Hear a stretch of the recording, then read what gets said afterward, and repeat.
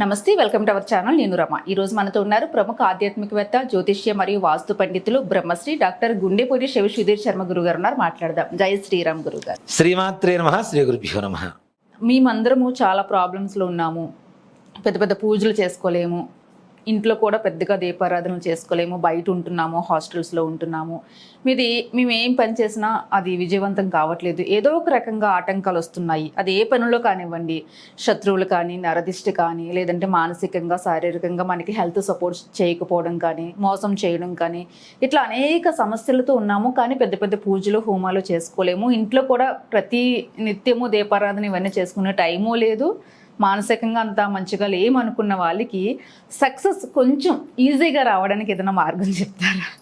శాస్త్రాలు, మన ధర్మాలు, మన మంత్రాలన్నీ కూడా ఏం చెప్తాయంటే, ఒక మనిషిని ఏదైనా ఒక మనిషి కావాల్సినటువంటి కష్టం తీరడానికి కొన్ని విధానాలు ఉంటాయి నాన్న.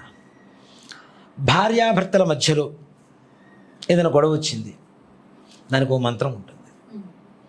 ఎలా అంటే కొన్ని రకాల వస్తువులు మంత్రించి వీళ్ళ దగ్గర నుంచి వీళ్ళకి ఇస్తే ఆటోమేటిక్గా ఇద్దరి మధ్యలో సమస్య పోతాయి, గొడవలు ఉండవు. అలాగే ఇల్లు కొనుక్కోవాలి, ఈ దేవతకు ఆరాధన చేయాలి. అలాగే పిల్లలు కావాలి, ఈ దేవతకు ఆరాధన చేయాలి. అలాగే ఇల్లు అమ్ముడు పోవాలి, ఈ ఇంకొక దేవతకి ఆరాధన చేయాలి. అలాగే వైవాహిక జీవితం బాగుండాలి, ముఖ్యంగా అప్పులు తీరిపోవాలి, ఇచ్చిన డబ్బులు వెనక్కి రావాలి. అలాగే పిల్లలు మన మాట వినాలి, విద్య మంచిగా ఉండాలి, పిల్లలకి జ్ఞానం రావాలి, ముందు ఎదురు తిరగకుండా మంచిగా వాళ్ళ భవిష్యత్తు బాగుండాలి. ఈ అనేక రకాలైనటువంటి సమస్యలకు ఒక్కో రకమైనటువంటి ఒక పరిష్కారం అనేటువంటి దొరుకుతుంది. మీరు చెప్పేవని ప్రతి ఇంట్లో ఉండేవి, ఖచ్చితంగా ఉండేవి. ఇప్పుడు నిజంగా చెప్పాలి అంటే నాన్న, ఇప్పుడు మనం చెప్పబోయేది కొంచెం ఆశ్చర్యకరంగా ఉండొచ్చు, నిజమా అనుకోవచ్చు. ఇప్పుడు నేను చాలామందికి ఏం చేస్తుంటానంటే, ఎవరన్నా మా పిల్లలు మాట వింటలేదు, మా భర్త నాతో సరిగా మంచిగా ఉండలేదు, ప్రేమగా ఉండలేదు, నా భార్య నాతో మంచిగా ఉండలేదు, లేదు మాకు ఈ పని కావాలి అనుకున్నప్పుడు నేనేం చేస్తుంటానంటే, కొన్ని రకాల వృక్ష సంపద, ప్రకృతి మనకిచ్చిన గొప్ప వరం నాన్న. వృక్ష సంపద అనేటువంటిది ప్రకృతి మనకి ఇచ్చినటువంటి గొప్ప వరం, వినియోగించుకోవట్లేదు. ప్రతి దాంట్లో కూడాను ఒక అమూల్యమైనటువంటి మూలికలు ఉంటాయి. ప్రతి చెట్టులో ఒక మూలిక తప్పనిసరిగా. మనం పొద్దున్న లేచినప్పటి నుంచి పడుకునేంత వరకు, పుట్టినప్పటి నుంచి చచ్చేంత వరకు ప్రకృతి మనకి ఎప్పుడూ కూడాను మనకి అన్ని విధాలా సహకరిస్తూనే ఉంటుంది, అన్ని విధాల సౌకర్యాలు సమకూరుస్తూనే ఉంటుంది ప్రకృతి. అందుకనే మన వాళ్ళు అంటే మిగిలిన ధర్మాల వాళ్ళు ఏదో ఒక దేవుడికి పూజ చేస్తారు, మన వాళ్ళు చెట్టుకు పూజ చేస్తారు, పుట్టకు పూజ చేస్తారు, రాయికి పూజ చేస్తారు, రప్పకు పూజ చేస్తారు, దేవుడికి పూజ చేస్తారు, విగ్రహానికి పూజ చేస్తారు, ప్రతి దాంట్లో దైవత్వాన్ని చూస్తారు. ఇక్కడ ఏంటి, మనకి పనికొచ్చే ప్రతి ఒక్కటి దైవమే. మనిషి ఆరోగ్యానికి పనికొచ్చేటువంటి ప్రతి ఒక్కటి దైవమే, మనిషి సంపదకి మనకు వచ్చే ప్రతి ఒక్కటి దైవమే. ప్రతి ఒక్క విషయంలో కూడా దైవం ఉంటుంది. దాంట్లోనే కొన్ని రకాల చెట్లు విశేషమైనటువంటి శక్తిని కలిగి ఉంటాయి. ఎలా అంటే సింపుల్గా ఒక మాట చెప్తాను, అంటే అది రహస్యం కాబట్టి నేను తొందరగా చెట్టు పేర్లు చెప్పను. ఒక చెట్టుని అమావాస్య ఆదివారం లేదా అమావాస్య మంగళవారం, పుష్యమీ నక్షత్రం ఆదివారం, హస్తా నక్షత్రం ఆదివారం, గురువారం పుష్యమీ నక్షత్రం, హస్తా నక్షత్రం గురువారం, ఇట్లా కలిసి వచ్చిన అంటే ఆ కాంబినేషన్స్ వచ్చిన రోజుల్లో మాత్రమే భూమిలోంచి బయటికి తీయగలుగుతాం. ఆ రోజుల్లో విశేషమైనటువంటి శక్తిని కలిగి ఉంటాయి ఆ చెట్లు. ఆ నక్షత్రాలు వచ్చినప్పుడు నిజంగానే విచిత్రం. ఆ నక్షత్రం ఆ రోజు వచ్చినప్పుడు వాటికి కాపలాగా కొన్ని శక్తులు కూడా ఉంటాయి నాన్న.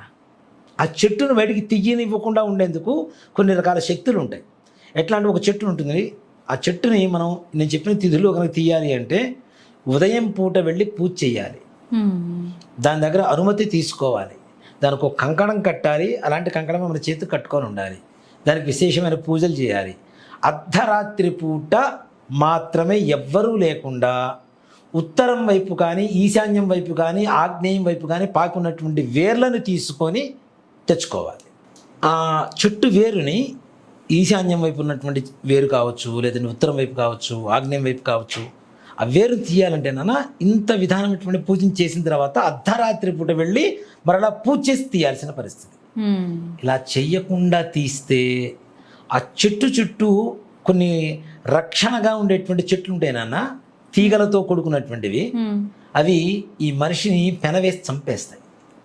అంటే వాటికి అవే ఎవరు ఏమి చెప్పకుండా సహజంగా అదే కదా మరి ప్రకృతి అంటే. అంత శక్తివంతమైనటువంటి, అంటే ఇన్ని రకాల చెట్లన్నీ కూడాను, ఈ తీగల చెట్లన్నీ కూడాను ఒక చెట్టును కాపాడుతున్నాయి. అదెంత శక్తివంతమైనది, అవునా? ఇప్పుడు మహారాజు గారికే కదా బాడీ గార్డ్స్ ఎక్కువ మంది ఉండేది, పిఎం గారికే కదా బాడీ గార్డ్స్ ఎక్కువ మంది ఉండేది, సీఎంకే కదా, మినిస్టర్కే కదా, సర్వసాధారణమైనటువంటి వ్యక్తికి ఉండరు కదా. మరి ఇన్ని రకాల, అంటే ప్రకృతి సైతం వాటిని కాపాడుకోవాలి అనేంత గొప్పగా రక్షణ కలుగజేస్తుంది. అంటే ఈ చెట్టుకి ఎంత బలం ఉండాలి, ఎంత శక్తి ఉండాలి కదా. అందులో అలాంటి రోజుల్లో వచ్చేటువంటి ఏవైతే కిరణాలు, సూర్యకిరణాలు, చంద్రకిరణాలు వాటి మీద సోకుతున్నాయో వాటి శక్తి రెట్టింపు పెరుగుతూ ఉంటుంది. ఇంకా అలా నాకు తెలిసి ఉదయం పూట పూజ చేయకుండా మూర్ఖత్వంగా రాత్రిపూట వెళ్ళి తీయడానికి వెళ్ళి ఒళ్ళు కాలినటువంటి వ్యక్తులు కూడా నేను చూపించగలుగుతాను. ఇప్పుడు అక్కడ పూజ చేసేటప్పుడు దీపం పెడతాం కదా రాత్రిపూట, డైరెక్ట్ రాత్రిపూట ఆ చెట్టు దగ్గరికి వెళ్ళి దీపం పెట్టేసి పూజ చేసి నేను తీసుకొచ్చుకుంటా అని చెప్పి వెళ్ళి ఒళ్ళంతా కాలిపోయినటువంటి, బట్టలు మొత్తం కాలిపోయి వచ్చినటువంటి వ్యక్తులు కూడా ఉన్నారు నాన్న. అంత ప్రమాదకరం కూడా అది. ఇలాంటి ప్రమాదాలని నా 16-17 సంవత్సరాల నుంచి నేను గమనిస్తూ వస్తున్నాను. ఒక మాట చెప్పాలంటే ఆంధ్రప్రదేశ్లో, తెలంగాణలో కూడా ఉన్నాయి, చాలా చోట్ల ఉన్నాయి. ఆ చెట్ల పేర్లు చెప్పడం దేనికి కానీ వాటిని బతకనివ్వరు వీళ్ళు. అమ్మో, అంత శక్తి ఉందని తెలిస్తే అది మంచిగా వాడరు. మేక పడితే మొండెమన్నా మిగులుతుంది, మనుషులు పడితే అది కూడా మిగలదు. నిజమే గురుగారు. అవునా? అవును. సో అందులోకి ఇప్పుడు ఈజీగా ఏదైతే వస్తుందో అది కావాలనుకుంటున్నారు.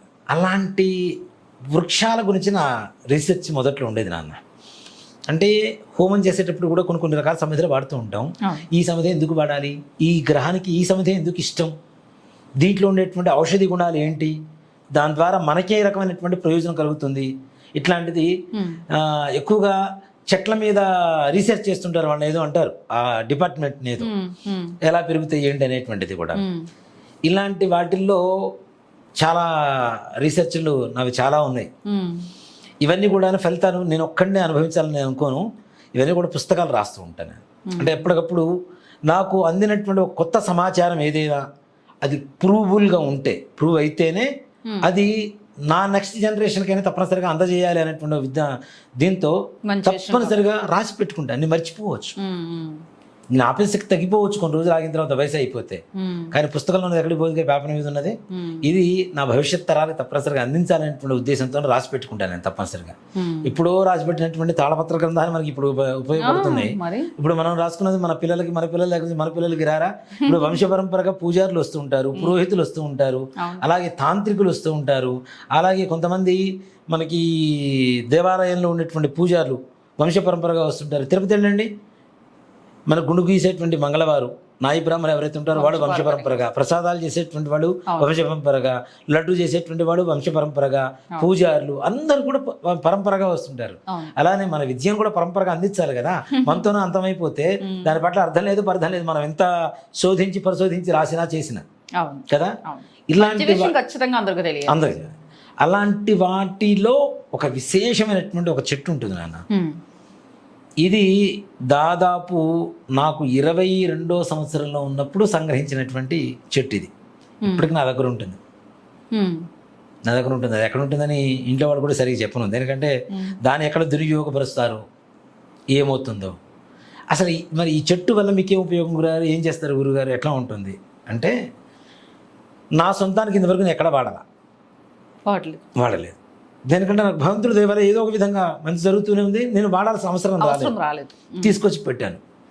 ఎవరైతే కష్టం చెప్పి నా దగ్గరకు వస్తారో, ఎలాంటి కష్టాలని చెప్తానన్న, మా అమ్మాయికి పెళ్లి కావట్లేదు, మా అబ్బాయికి పెళ్లి కావట్లేదు, సంతానం కలగట్లేదు, ఆరోగ్యవంతంగా ఉండలేదు, డబ్బులు ఇచ్చినవి మాకు వెనక్కి రావట్లేదు, అప్పులు పాలవుతున్నాం, అప్పుల మీద అప్పులు చేసుకుంటూ వస్తున్నాం, ఒక అప్పు తీర్చడానికి ఇంకో అప్పు తీర్చడానికి ఇంకో అప్పు, ఇట్లా అప్పులు బారిన పడిపోతున్నాం, లోతులో మునిగిపోతున్నాం. విదేశీ ప్రయాణం అవ్వడానికి మా అబ్బాయికి వీసా రావట్లేదు, అక్కడ ఉండడానికి ఉద్యోగం పోతుంది, వెనక్కి రావాల్సి వస్తుంది, మేము ఇల్లు అమ్మాలనుకుంటున్నాం, ఆ ఇల్లు అనుకున్న ధరకు అమ్ముడు పోవటం లేదు, ఇల్లు కొనుక్కోవాలనుకుంటున్నాం, ఇల్లు కొనుక్కోలేకపోతున్నాం, నా భర్త నాతో ప్రేమగా ఉండలేదు, నా భార్య నాతో ప్రేమగా ఉండలేదు, మా పిల్లవాడు మాతో సరిగా మాట్లాడటం లేదు, మా పిల్లలు మాట వింటలేదు, నా వ్యాపార సంస్థలో నరఘోష ఎక్కువగా ఉంది, నాకు ఎవరు రావటం లేదు, వ్యాపారం కావటం లేదు, అనుకున్న ప్రమోషన్ రావటం లేదు, ఉద్యోగం రావట్లేదు, వృత్తి చేస్తున్నాను, పని చేస్తున్నాను తప్పితే ఎదుగుదల ఉండలేదు, ఎక్కడ వేసిన గొంగళ అక్కడే ఉండిపోతుంది. అలాగే మరి భార్య కట్టుకుంటే భర్త దగ్గరకు వస్తాడా, భర్త దగ్గర కట్టుకుంటే భార్య ప్రేమగా ఉంటుందా అంటే దీన్ని కూడా రకరకాల ఇవి చెప్తాను నాన్న. నేను ఇలాంటి వాళ్ళకి ఎంతోమందికి ఇచ్చాను నేను. ఒక మాట చెప్పాలంటే పెద్ద పెద్ద వాళ్ళు కూడా. ఒక ఆయనకి దాదాపు 2012లో ఇచ్చా, ఇప్పటికి 13 ఏళ్ళు, ఇప్పటికీ చూపిస్తాడు ఇదిగోండి మీరు ఇచ్చిన తాయెత్తని. అనేక సార్లు అమెరికా వచ్చాను అయినా సరే ఇమిగ్రేషన్ అక్కడ ఇది ఉంటుంది కదా, తీమని చెప్తే నేను తేనిది నా సెంటిమెంట్ అని చెప్తాడు ఆయన. అంత గొప్పగా చూసుకుంటున్నాడు ఆయన. అంటే దానివల్ల ఉపయోగం లేకపోతే 13 సంవత్సరాలు ఎందుకు మోస్తాడు నేను ఒక వ్యక్తి? అసలు తీసి పక్కన పడేస్తాంగా. లేదు మొలతాడు కట్టుకున్నాడు ఆయన, నడువుకు మొలతాడు మార్చుకునేటప్పుడు తీసి పక్కన పడేస్తాడు, మళ్ళీ తీసుకొని ఎందుకు పుచ్చుకొని కట్టుకుంటాడు ఆయన? దానివల్ల ఉపయోగం ఉందనే కదా. అలాగే ఓ మాట చెప్పాలంటే మన తాయెత్తులు ఇండియాలో ఎంతమందికి ఇచ్చానో దేశ విదేశాల్లో అంతకు మించి ఎక్కువ మంది దగ్గర ఉన్నాయి. ఓ మాట చెప్పాలంటే చాలామంది నాన్న సింపుల్గా ఏదైనా చిన్న కష్టం వస్తే నా దగ్గర ఉండే పిల్లలు ఉన్నారు కదా, మా పిల్లలు అడుగుతారు నాన్న తాయెత్తోటి, నా కొడుకులే. లేదు మా వంశీ కావచ్చు, ఇంకొకళ్ళు కావచ్చు, మా మేనల్లుడు కావచ్చు, మా యొక్క తాయెత్తీవా అంటే వాళ్ళకి వర్కౌట్ అవుతుందన్న నమ్మకం తీసుకున్నప్పుడు వాళ్ళకి పని అవుతుంది ఆటోమేటిక్గా కదా. అంతే కదా మరి, అందుకే కష్టం వచ్చినప్పుడు మీరు గుర్తొస్తున్నారు గ్యారంటీగా. అలాంటి తాయెత్తు తప్పనిసరిగా అందరికీ అందుబాటులోకి వెళ్తే వాళ్ళు అనుకున్న పనులు మొత్తం అవుతాయి. అందరికి ఇస్తారా? 100%. ఇక్కడ భర్త భార్య గొడవలు జరుగుతున్నాయి, భర్త మాట వింటలేదు, సింపుల్ తాయెత్తు ఇస్తాను, ఆయన ఫోటో కూడా తీసుకోండి పేపర్ మీద. జాతకాలకు వచ్చిన వాళ్ళు ఇస్తారు కదా మీరు? చాలా చూసాను గురుగారు చాలా సార్లు. అదే కదా వాళ్ళ బాధ పడలేక, వాళ్ళు పడుతున్న బాధ చూడలేక, నేను చూసాను చాలా సార్లు చూడలేక.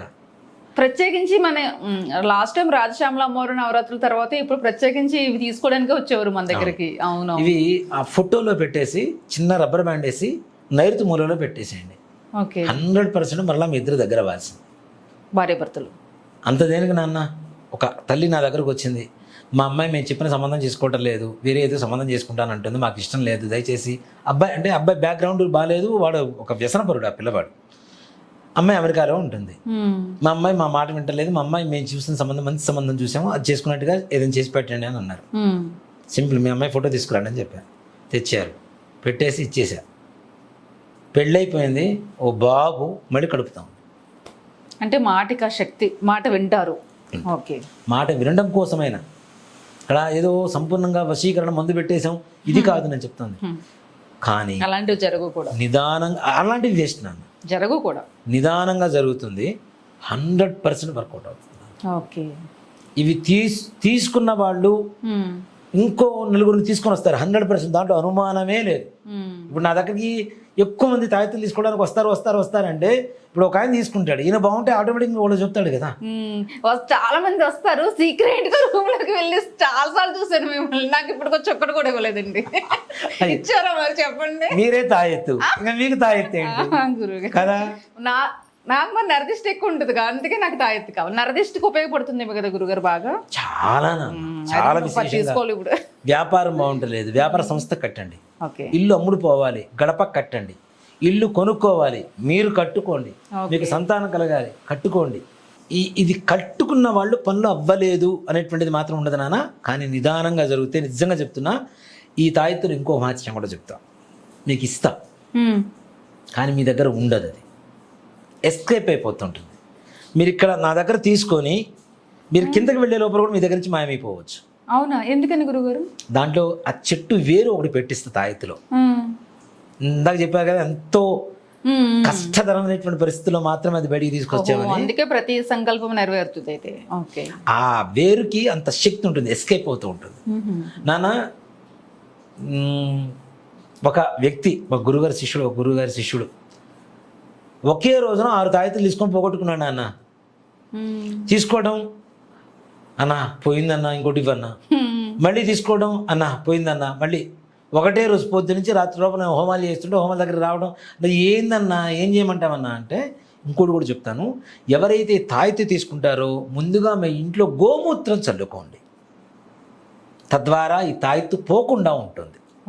ముఖ్యంగా మీరు కూడా స్నానం చేసేటప్పుడు ఒక్కరోజు ముందు తాయెత్తు ధరించే ముందు రోజు చక్కగా నీళ్లలో 4 చుక్కలు గోమూత్రం వేసుకొని స్నానం చేసి తాయెత్తు ధరించండి. తాయెత్తుకి నియమాలు ఏమైనా ఉన్నాయా? ఆడవాళ్ళకి మగవాళ్ళకి ఏ రకమైనటువంటి నియమాలు, ఎక్కడ ఏ రకమైనటువంటి ఆహార పదార్థాల్లో కూడా ఏ రకమైనటువంటి నియమం లేదు. కానీ ఒక్క విషయంలో మాత్రం నియమం ఉంటుంది నాన్న. మరణం దగ్గరికి వెళ్ళేటప్పుడు మాత్రం తీసి ఇంట్లో పెట్టేసి వెళ్ళండి. ఒక్కసారి మరణం దగ్గరికి వెళ్ళొచ్చారా పనికిరాదు, శక్తి పోతుంది. ఆ మరణం దగ్గరికి వెళ్ళేటప్పుడు మెళ్ళో కట్టుకుంటారా, నడువు కట్టుకుంటారా, తీసేసి ఇంట్లో పెట్టేసి మరలా అక్కడి నుంచి వచ్చిన తర్వాత తలస్నానం చేసి బట్టలు మొత్తం తడిపేసుకొని తలస్నానం చేసిన తర్వాత మరలా దీన్ని శుభ్రంగా కడుక్కొని ఒక్కసారి పాలతో నీళ్ళతో కడిగి అగరబత్తి పొగ వేసి కట్టుకోండి.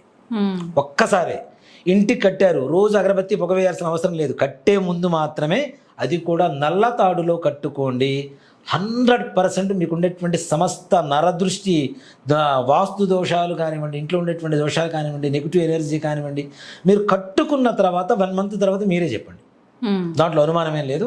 ఏ రకమైనటువంటి సమస్యనైనా తీర్చగలిగినటువంటి భగవంతుడు ప్రకృతి ప్రసాదించినటువంటి ఒక రకమైనటువంటి శక్తివంతమైనటువంటి అత్యద్భుతమైనటువంటి ఒక మూలికా తంత్రం అంటారు దీన్ని. ఇవన్నీ పూర్వకాలంలో ఉండేవి కదా గురుగారు. చాలా నాన్న, అప్పుడు బాగా ఈ ఋషులు యోగులు వాళ్ళు కూడా ఎక్కువ ఇలాంటివే కదా చేసేవారు. వృక్ష యోగాలు, వృక్ష ప్రయోగాలు, మూలికా తంత్రాలు ఇవన్నీ చాలా ఉంటాయి నాన్న.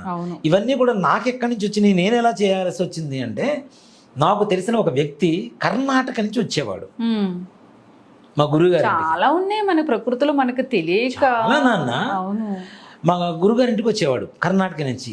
ఆయన తీసుకొచ్చి మొత్తం చెట్టు వేర్లే ఉండేవి దాంట్లో ఆయన సంచిలో. పిచ్చోడు అనుకునేవాడిని నేను. ఇవన్నీ ఏంది, ఈ వేర్లు ఏంది, సంచిలో పెట్టుకుని తిరుగుతున్నాడు ఈయనేంటి అనుకునేవాడిని. చూస్తే ఆయన అడిగితే ఆయన దగ్గర నుంచి నేను ఈ విధానాన్ని నేర్చుకున్నాను. ఇవి నాకు చాలా పెద్ద పెద్ద వాళ్ళకి కూడా ఇచ్చానని చెప్పారు, ఇదే కదా. కొంతమంది అంటే వాళ్ళకి రకరకాల డ్రీమ్స్ అవి ఉంటాయి కదా, పెద్దవాళ్ళు, పొలిటికల్ లీడర్స్, సినిమా పరిశ్రమ, అవును, పొలిటీషియన్స్, వాళ్ళకు కూడా ఉన్నాయి నాన్న నేను ఇచ్చినవి. నేను అప్పుడే అడగాల్సింది గురుగారు గట్టిగా మిమ్మల్ని. అయ్యో, సినీ పరిశ్రమలో కూడా మంచి మంచి అవకాశాల కోసం అంటే టాలెంట్ ఉండి కూడా వెనకబడిపోయేటువంటి వాళ్ళు, కష్టపడుతున్నాం కానీ రిజల్ట్ రావట్లేదు అనుకునే వాళ్ళందరికీ ఇది ఒక మంచి రెమెడీ. ఓ మాట చెప్పాలంటే సంప్రదించండి, ఫోన్ నెంబర్ని సంప్రదించండి, 8143366818. మా అమ్మాయిని సంప్రదించండి, తప్పనిసరిగా తొందరలో మీకు చేరుతుంది. చేరిన తర్వాత దీంట్లో పోస్టల్లో రావడానికి ఏ రకమైనటువంటి ఇబ్బందులు ఉండవు, మెటలే కాబట్టి ఏ ప్రాబ్లం ఉండదు, తప్పనిసరిగా పోస్టల్లో వస్తాయి. దీన్ని మేము ముందుగానే గ్రహించి దాన్ని ఇదిగో మీకు చూపించాలి అంటే నాన్న ఇలా ఉంటుంది తాయెత్తు, ఒక బుల్లెట్ లాగా ఉంటుంది. బుల్లెట్ ముద్దుగా చిన్న బుల్లెట్ లాగా ఉంటుంది, ఇలా కొక్కి ఉంటుంది. దీంట్లో దారం పెట్టేసుకొని తాయెత్తు ఈ మెటల్ కాస్ట్ కాదు, లోపల ఉండేటువంటి విషయం అసలైనటువంటి శక్తి దొరకదు కదా, అది అందరికి. తాయెత్తులు అన్ని చోట్ల దొరుకుతాయి. లోపల ఉన్నటువంటి శక్తి ఏదైతే ఉంటుందో అది శక్తి ఉన్న వాళ్ళ దగ్గర మాత్రమే దొరుకుతుంది, అందరి దగ్గర దొరకదు. కాబట్టి ఇది కావాలి అనుకున్నటువంటి వాళ్ళు చూడండి ఒకసారి. బుల్లెట్ లానే ఉంది గురుగారు, ఫ్యాషన్ గా కూడా ఉంటుంది, వేసుకున్నా మెళ్ళ కదా. అవును, ఇప్పుడు అందరూ బుల్లెట్లు వేసుకొని తిరుగుతున్నారు కదా, యూత్ పిల్లలు కూడా. అలాంటి వాళ్ళు కూడా బాగానే ఉంటుంది, తాడు వేసుకోవడానికి కూడా బాగుంది చక్కగా. పూర్వకాలంలో ప్రతి ఇంట్లో ప్రతి ఒక్కరికి ఉండేది రక్షణగా. ఇంకోటి కూడా చెప్తున్నానన్న, దీన్ని ఏం పెట్టారు, ఏం చేశారు, మీకు ఏం చూసినా దాంట్లో ఏం తెలియదు. మీకు ఏ చెట్టు వేరు అనేది నేను చెప్పను, తెలియదు కూడా.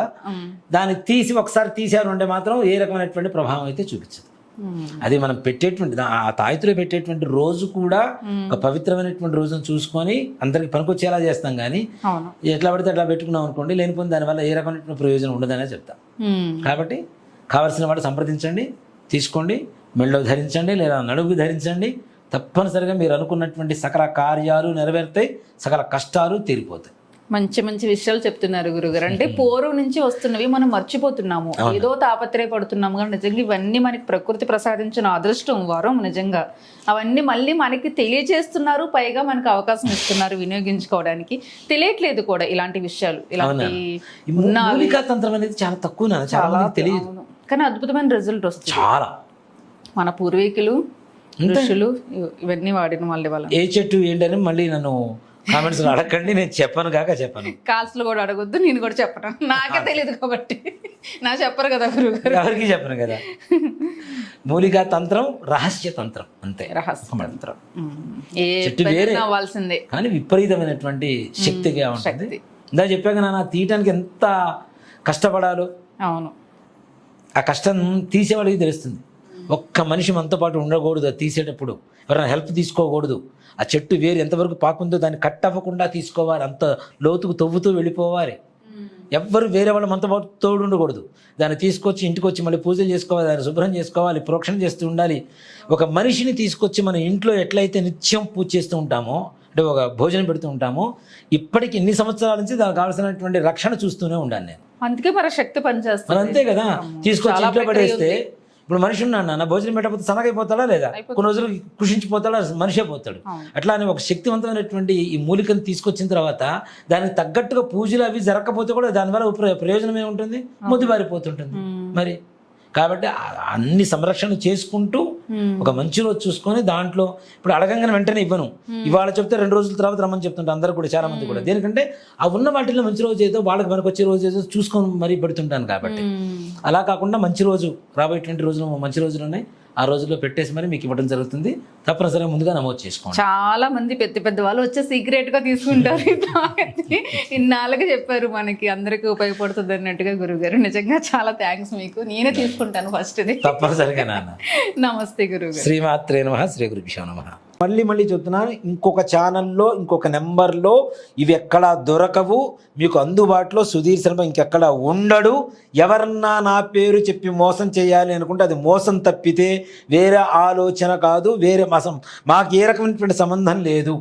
అది గోకర్ణ యాత్ర కావచ్చు, రాజశ్యామల అమ్మవారి లాకెట్టు కావచ్చు, వారాహి అమ్మవారి లాకెట్టు కావచ్చు, తాయెత్తు కావచ్చు, నాతో అపాయింట్మెంట్స్ కావచ్చు, నాతో కార్స్ కావచ్చు, మరే ఇతర పరమైనటువంటి వ్యవహారాలు ఏవైనా సరే సుధీర్ శర్మతో మాట్లాడాలి, సుధీర్ శర్మతో కాంటాక్ట్ అవ్వాలి. సుధీర్ శర్మ దగ్గర నుంచి వస్తువులు ఏమైనా తీసుకోవాలి, దేవతలకు సంబంధించినటువంటి వస్తువులు అంటే ఒక్కటే నెంబర్ 8143666818.